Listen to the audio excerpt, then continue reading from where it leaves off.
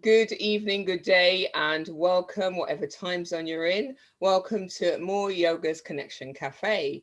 This is Yoga Journeys, and I am your host, Yvonne O'Garro, and I am a restorative and hatha yoga teacher with More Yoga. So, Connection Cafe started in March 2020. Probably just a little bit after that, but it was a way for us to connect during lockdown when all the studios were closed. And then, unfortunately, when George Floyd, beg your pardon, was tragically killed in May last year, I was asked to create a space to amplify the voices of melanated teachers, or hold whatever space I felt was appropriate. And I decided to showcase yogis of color, the very varied journeys we've had, how we have found ourselves in yoga, because we do exist, yoga teachers of color. And I asked the same 10 questions, and the answers are richly, richly different. I've had the pleasure of meeting some awesome yogis, and today is no different. I have the pleasure of introducing Aisha Nash. Woo! Thank you, Yvonne, for that. Thank you, Welcome, everyone that welcome. is watching this, and thank you, everyone that watches the recording. How And are you thank you, Yvonne. today? I am good. I'm good. I'm enjoying the sunshine. It is And beautiful. I yeah, thank you for giving us your time on this sunny bank holiday Monday.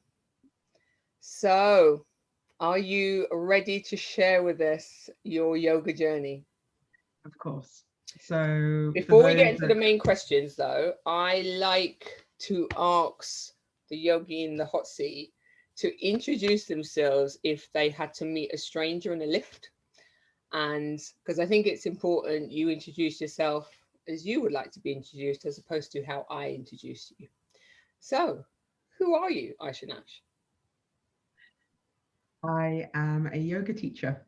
I wear many different hats within what I do. I also am a body image educator, and I speak a lot about diet culture, the history of diet culture, and how it kind of needs to be taken out of a yoga practice. But primarily, I am a yoga teacher. I've had a long journey to get here through being a chef, through my degree in biology, and yeah, at the end of the day, I'm a yoga teacher. Amazing, amazing. And what style do you teach? I teach this weird kind of mashup of everything. My main teachings, the way I've come into this is through vinyasa, then restorative and mindful. And due to my background in science, I like to learn about the anatomy and what's happening in the human body when we go into certain poses. And I combine that with my knowledge of diet culture and trauma-informed yoga to provide a space that is free of any guilty talk or diet related talk, so that it can be purely about yoga itself, which is an amazing philosophy, that it's not about that 1 hour class. It's what has That's settled in your body as you go through that 1 hour class. amazing. Absolutely. Thank you so much. So now we're going to dive into the questions that I ask all the yogis. Variety of answers. So here we go. So, honoring our ancestors, please share your family lineage. I am British Indian by way of Malawi and then India. My grandparents moved from India to Malawi in Africa prior to partition. Mm. And then from Malawi, my parents moved over here. Ancestry and lineage is a weird one for me, because in my family it's not really discussed. It's, oh, this is, you know, it's it's not that it's ignored, it's that it is not viewed as important as this current life that we're living right now. The Okay. past is sometimes filled with a lot of pain, a lot of Mhm. memories of heartache, and a harder life.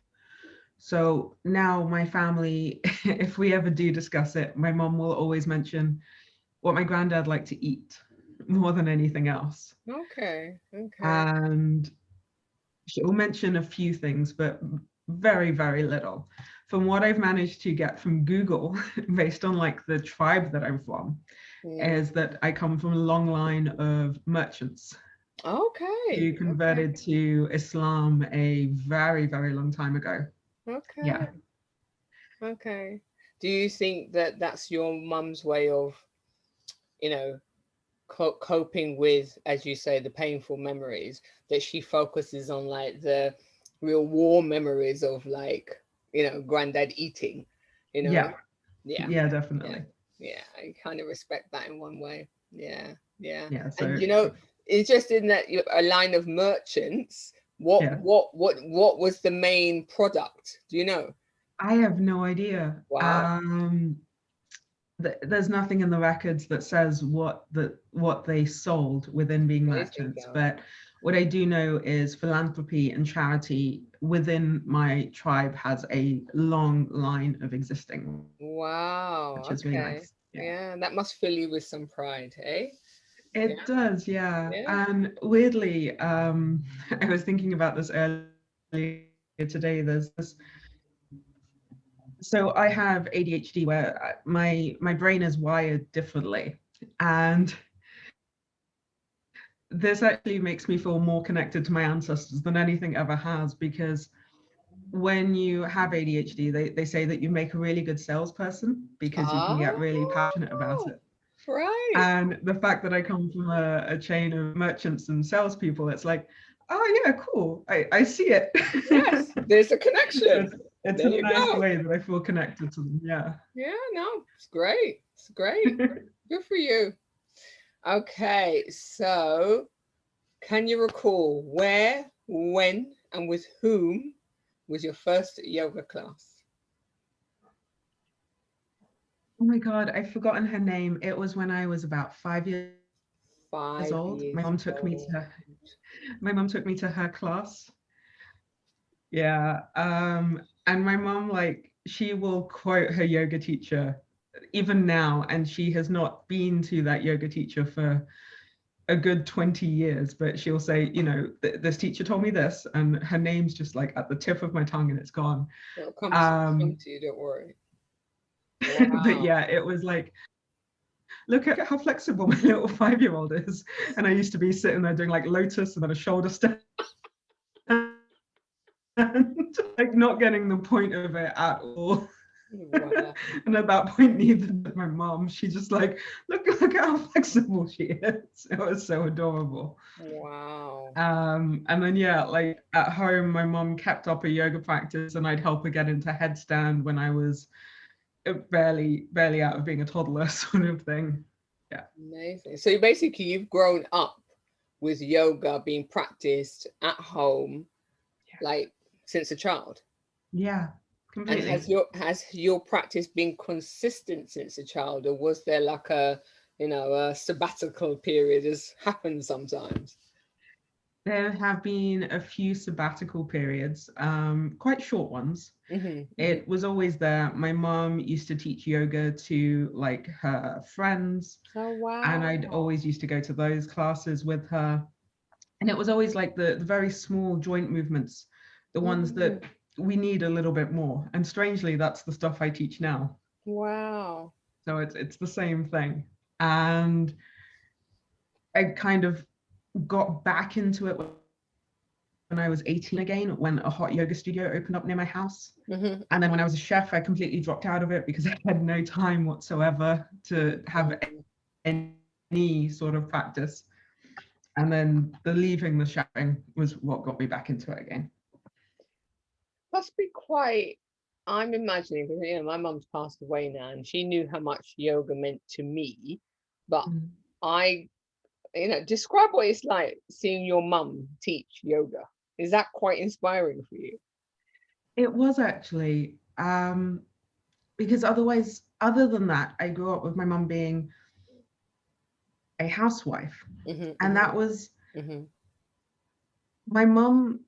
had lots of things that she was very interested in, Mm-hmm. and she was amazing at all of them. Yeah, she was absolutely amazing at all of them. She used to do like soft furnishings and flower arranging, and Oh, yoga was one of wow. the other things. Yeah. Mm-hmm. Very And creative. she, yeah, so she still has people come up to her going, you know, those things that you taught us to do, they helped so much with my pain. I'm still doing them. And it's 20 years later that you stopped Wow. teaching us, but I still do all of the things that you taught us every day. That's It's amazing. lovely Wow. to have that. Yeah. That's amazing to And hear. she, yeah. So you're saying it was the chefing because you were just so burnt out. It was crazy hours because you were a Michelin star pastry chef. Is that right? I uh, I worked at a Michelin starred restaurant. I'm not Michelin starred. Okay. I did do I did do a Semantic. couple of competitions, and I am award-winning pastry chef. Oh, Not that I chef wow. anymore at all. Um, but yeah, like it was literally the last competition I did. I did that while working full time, and a month later, I turned up to work going, Chef, I can't do this anymore. I'm sorry, I can't. Yeah, I'm in pain. Yeah, yeah, yeah. because And did it's you, and then how it was there where you kind of deeply fell in love with yoga? Or is that when the teacher training started? that's when I used yoga as a rehab. Right. Okay. So Mm, you got to remember that when you, or at least for me, when I couldn't do a job that I had trained for, that I was excellent at, mm, my self-esteem was non-existent. My entirety as a human being was wrapped up in that job. My friends were my chefs. My life was a 16-hour day working in a kitchen and mm. going home and sleeping. I never even saw my family other than like, hi, I'm going to sleep, and then waking up the Mm, next morning. gosh. There are so many moments from that time where my niece is like, we did this, why weren't you there? And it's Mm, like, sweetie, I was working. yeah. Yeah. So yeah, my entire persona was a chef. That's all I was. And to leave that and to know that it physically hurt my body so much, and it was really hard. Mm. But you did it. You Yeah, did. yeah. Yeah, you did it. What year was that, I Aisha? sorry. What year was that? Oh God. I was 25, 26. I can't do math right now. That was about 6 years ago. 6 years ago. Yeah. Okay. And yeah, that Okay. works because I've been a chef. I've been a yoga teacher for 5 years. Okay. Yeah. So you probably took, you said it, you use yoga as rehab. So Yeah. how soon after the rehab did you then realize you wanted to be a teacher? What happened to make you decide you wanted to teach? It wasn't that I decided I wanted to teach. It was that I decided that this could be a potential path to go down. Oh, And I okay. was at this weird crossroads where I had rehabilitated my body, where I could potentially go back to being a chef, or I could do a yoga teacher training.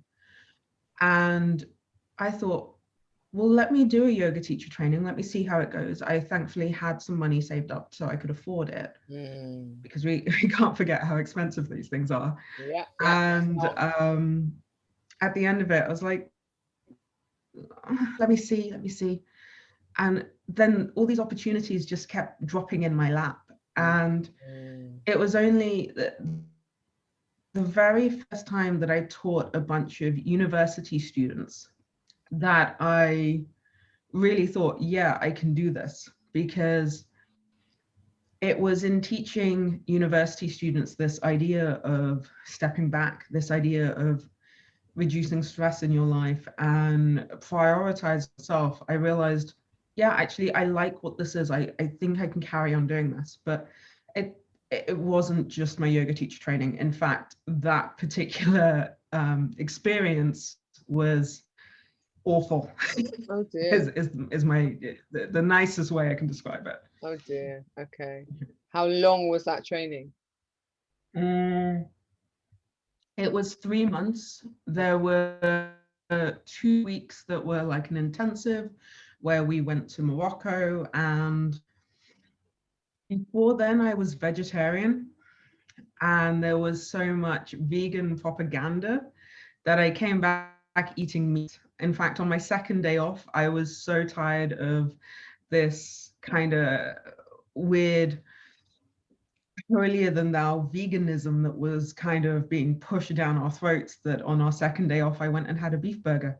It was gross. Really? I had one bite. But yeah, that killed 9 years of being vegetarian. Wow. Yeah. My goodness. Wow. Okay. Okay. Have you taken training since then that's made you feel, restored your faith maybe in training? Yeah, Yes. definitely. Okay. Um, I would say if anybody's watching this and is like going, oh my God, you can't do that, do your research ahead of time. What I didn't realize and what I didn't know is that the yoga world is this huge thing with loads of teachers and loads of trainings. Because I don't know, I was naive. I was just out of a career that had broken me. And Mm, I had absolutely no idea that there was this entire world that existed. And if I'd done my research, I would have done that teacher training. But, hindsight and all of that. yeah, absolutely. I have, Absolutely. yeah, I've since done many, many teacher trainings. I've just finished my 300 hours. Who And did you do your 300 hour with? I did it with Bria Johnson from Heart and Bones Yoga. She's based up in Canada. Oh, okay. I've been following her for a really long time, and I thought, well, let me try this one. And she's Mm, absolutely amazing. It was fully online. mm. A mutual friend of ours, Callie Schutt, did some of the modules on it as well, and that just was like, Oh, the seller lovely. of that for me. Yeah, Yeah. yeah, definitely. Good, good. I'm glad. I'm glad. So, can you recall any of the trainings that come to mind? Probably just say where it was, because I'm interested in this dynamic of how many people roughly are on the training, and then what portion are people of color. And all the interviews I've done, it's a Mm. smaller number. I think the most we've had is 7 out of about 25. And that was on my TT. that's Yeah. that's And that was amazing. that was 2017. So I think it's more the more recent TTs are a little bit more Mm. diverse. And hopefully going forward, the numbers start to change as well for the better. But from your TTs, what can you recall numbers wise? My very first one had 25 people. It had 5 teachers, and other than they were all white. Wow. Okay. Gosh. Gosh. And yeah, that was January 2016. 2016. Gosh, it's just a year before me. Okay. And that was in the that wasn't in the U. Was it a mainly UK based It training, was a even though you mainly went UK-based one, yeah. to Morocco? Yeah, it was a mainly UK-based one. The intensive just kind of took us out of Wow. our immediate environment so that we could focus on the teacher training Okay. and have a beach. And from like the 300 hour that did restore your faith in trainings, was that a little bit more diverse? Oh, definitely. It was fully online, so See it, you couldn't see everybody. Okay. fully, I couldn't see everybody. But I'd say a good maybe quarter were people of color attending, Okay. and the teaching staff were half people of color. Excellent. Yeah. Excellent. And obviously we now have Radical Darshan rolling out Um, their 300 hour literally next month. Yeah, June next yeah, month. it's Yeah. amazing. Yeah. Four powerhouses of color. So yeah, things are changing slowly. Okay, so we now move on to highs and lows of the wellness industry. And this is, I ask you if you have any lows to share those first, and Mm. then if you have any highs to share those after. So what springs to mind when I say to you highs and lows of the wellness industry? With the lows, it would honestly be that very first place that I rehabbed my body and I worked at and I did my teacher training with. And it wasn't that they were very the wellness industry, it's that they themselves were very toxic. And I ended up in a, a place that was very full, filled with disordered eating. It's where I developed quite a lot of disordered eating habits. And yeah, it's one of the main reasons that I talk so loudly about diet culture and all that I constantly discuss on my Instagram or my Patreon, because people need to know when they step into the wellness industry that it is an industry. It is Mm, trying to make money. yeah, yeah. And we forget this when we walk into yoga studios. We forget this when we walk into spaces that are filled with happy, smiley yoga teachers. It's a business. And it's a business. Mm, And so often we, especially when we're naive or when we've come into it from places of pain, we think that the smiles and the happiness is because they're our friends, because they want to hold space for us. And we can get kind of intertwined within that and very much hurt because of it. So yeah, that is my low. And then my high is when I hold sessions for people, when I hold sessions where we discuss diet culture and where we can unravel the tentacles of the diet industry, the wellness industry. And when we have those moments of, wait, I can eat the food that my mother cooked. I mm, don't need to spend the rest of my life hating myself, mm, because so often it's so ingrained that even though this industry is called the wellness industry, mm. it's not actually about wellness for the majority of people. Yeah. So that would be my high. Definitely Great, being able to shed a light on this entire culture, this entire industry. great, wonderful. Continue to shine that light. Thank you. What's your one ask of the wellness industry? Oh boy, that's a big one. You can come back to it do if I you do I want. have to stop with one? There's so many. Um, Listen, however many you have. Stop listening to pretty people just because they're pretty. That's it. Yeah, Stop yeah, listening. Like, yeah, that's literally it. yeah. Just because someone's pretty doesn't mean that they actually know anything that they're talking about. We laugh, but it's not funny. But yeah, yeah, yeah, it makes a lot of Yeah, it's sense. not funny, but it's so true. Like, there are so many con artists that use the guise of wellness to sell people snake oil.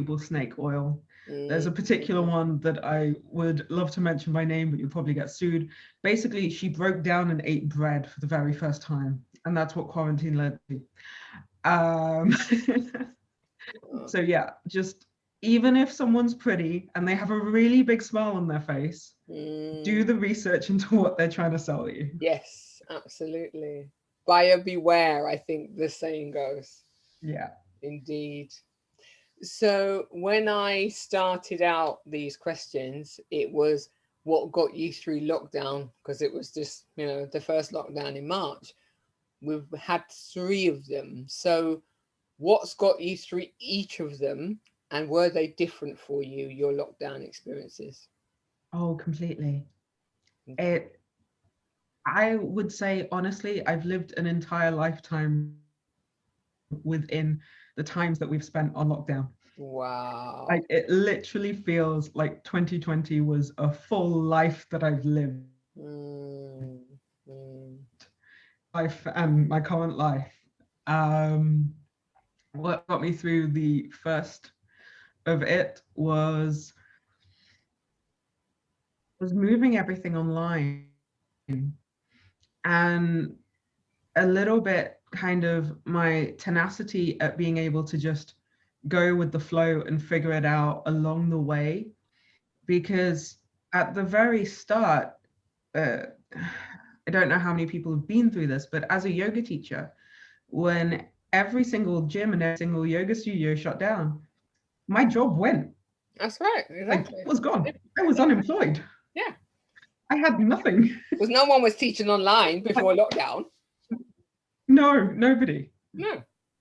And then it was literally like 2 days later, I'm making my own website from scratch, not because I know how, not because I want to, but because I had to. Yes. Yes. And sitting there and trying to figure out borders and margins and Yeah.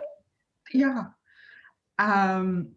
So yeah, the first one was pure stubbornness and luck that got me through it. I'd say the second one is due to getting through the second bit of lockdown was due to an amazing group of people, you being one of them, that we call the yogis of color or the woke aunties. And I'll name some of them now: Janelle Lewis, Layla Sadeghi, and we'd have this group when we'd meet up once a week via Zoom. That kept me going. That really did. Yeah. And the third one was the hardest. Okay. The third one was the most unexpected one for me, and it really was the hardest because back in December it was like things are trying to tendril out and be normal, and then all of a sudden it kind of shut down immediately with very close to zero warning. That's right. Yeah. It was like yeah. And we had no idea how long that last lockdown was going to be. That there was no like guideline to it. People were saying it could last until June. People were saying it could last until July. People were saying it's going to be over in a month. And all of that uncertainty was horrid. Yeah, exactly. On top of the other two. Yeah. Yeah, on top of the other two. Yeah. What got me through the third one was the insane patience of my husband. Oh, lovely. Yeah. And then everybody that just kept coming back to the online sessions. Yes. Yeah. Yeah. I like they say I kept them going, but honestly they kept me going as well, just seeing them there. And Yeah. A mutual love. Yeah, definitely. Yeah. This online community, social media, all of it has built an amazing little hub of people that are amazing. The connections are real.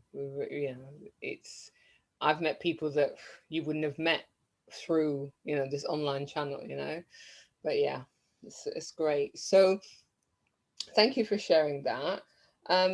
If you cast your mind back to the unfortunate killing of George Floyd, may he rest in peace. And can't believe it's now literally last week, it was a year. So since he was killed, if you can cast your mind back, do you remember getting additional followers as people diversified their feeds? And then also B, did you get approached by studios when they suddenly had this realization that they weren't diverse enough? So I wouldn't say that I gained many followers because I am brown and Indian and not black. And so I don't feel I got many like additional followers. Saying that, at the same time, I was yelling at yoga studios for this behavior, and that got me quite a few more followers and kept building. Yeah. Since then, I've been approached by so many yoga studios, and I have told quite a few of them to stick it where the sun doesn't shine. Because it's quite obvious that was why they were asking me. It's quite obvious.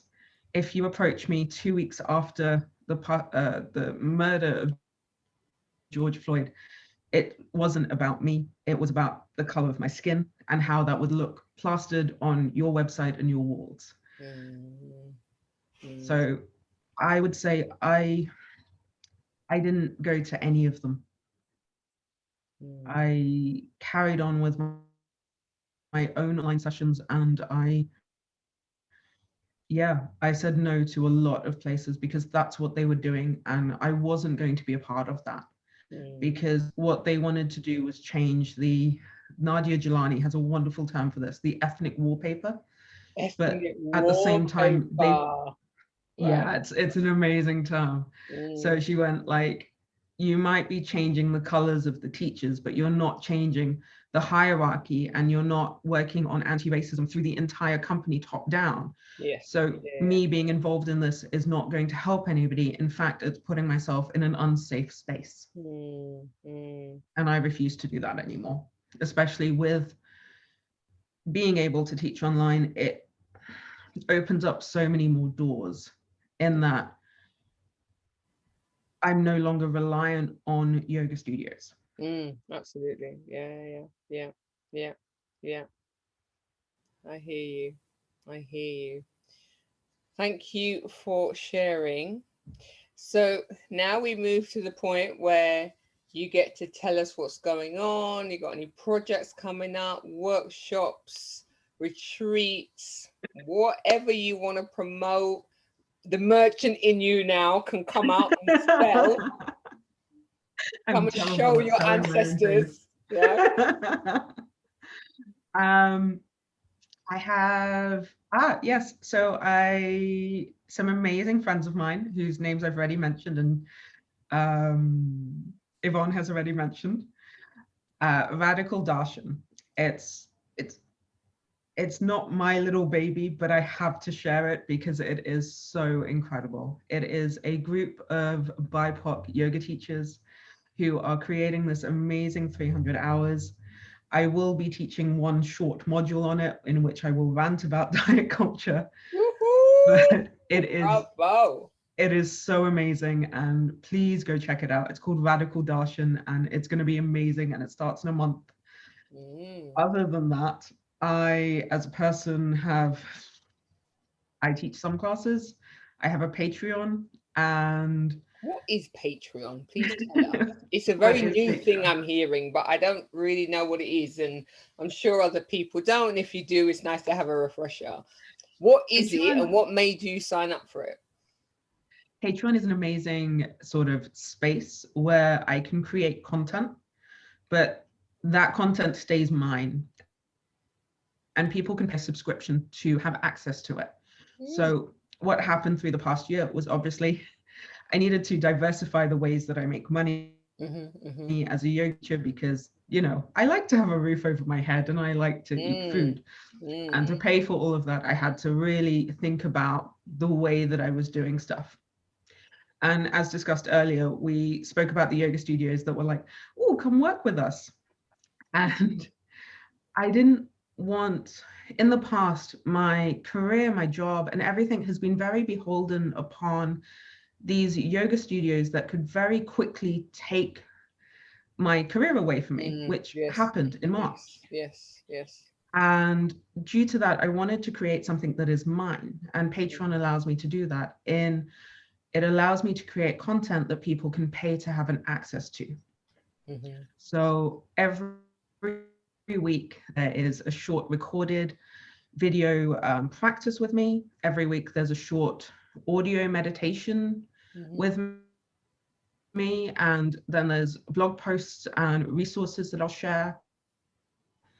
So it's like this little hub of, firstly, how you can support people. So there's lots of comedians that use Patreon, and there's loads of podcast creators that will use Patreon to pay for everything. Right. Okay. And yeah, it's a really cool space. Okay. So how do we find you on? Is that on your link tree? How do we find you? That's the other thing. Where is your website, Insta? Where can we find you on socials? So on social media, I am only on Instagram because everything else is too confusing for my brain to deal with. I deal with one and one only. Yeah. On that, I am the Aisha Nash, which is the, and then my full name. So TheAishaNash. Wow, I forgot for a moment how to spell my name. It's okay. It's there on screen. It's all right. Okay. And you did spell it correctly. Yes. Well done. And then also my website, which has my Patreon link and has my Instagram link, which is aishanash.com, to make it really easy for people. Wonderful, wonderful. So before we close, is there anything that you want to revisit? Anything that you forgot to mention? You know, you can have a little think, because sometimes there's maybe something, but don't worry if there's not. But I just like to give you that little airtime.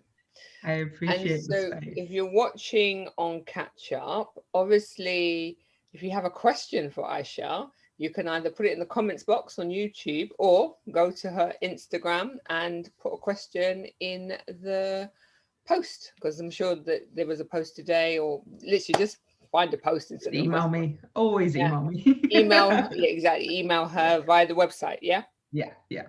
There you go. That's So always a good place to get your questions in. One thing I would like to reiterate is, as always, yoga is not a 60-minute class.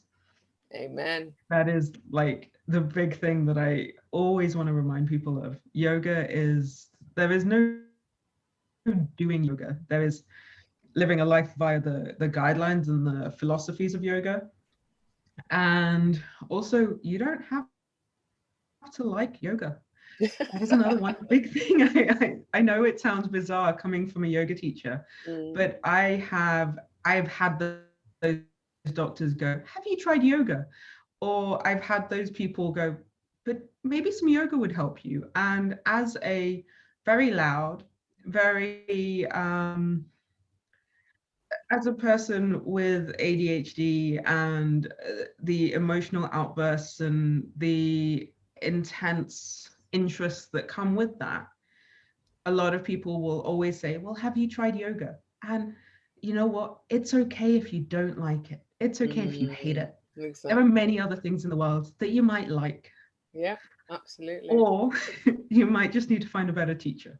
But if you tried many teachers and you don't like it, just let it go. You Yeah, don't need to. Yeah. yeah, exactly. Don't beat yourself up over it. Yeah, Yeah. find something else. Could be It's simple as not, walking.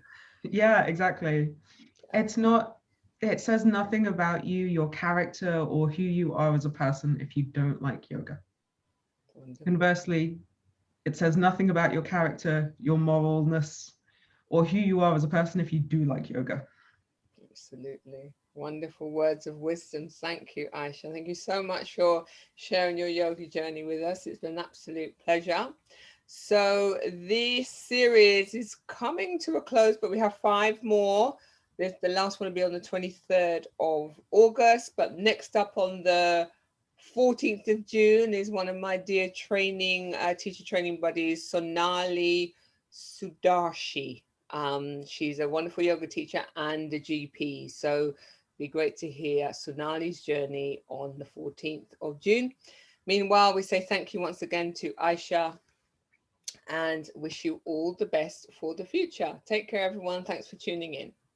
Thank you, everyone. Bye.